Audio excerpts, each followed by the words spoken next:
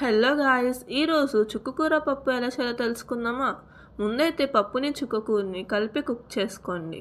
ఇది కుక్ అయ్యాక దాంట్లో ఉప్పు, కారం, పసుపు వేసి కలిపి పక్కన పెట్టుకోండి.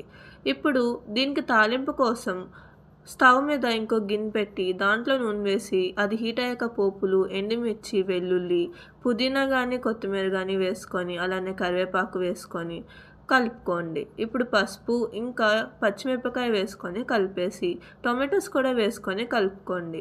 ఇది కొంచెం మగ్గాక ముందుగానే కలిపి పెట్టుకున్న పప్పుని దీంట్లో వేసేసి కొంచెం వాటర్ యాడ్ చేసి కుక్ చేసుకోండి. ఒక 2 మినిట్స్ ఆగాక స్టవ్ ఆఫ్ చేసి వేడి వేడిగా సర్వ్ చేసుకొని తినండి. ఈ చుక్కకూర పప్పు మాత్రం చాలా చాలా బాగుంటుంది.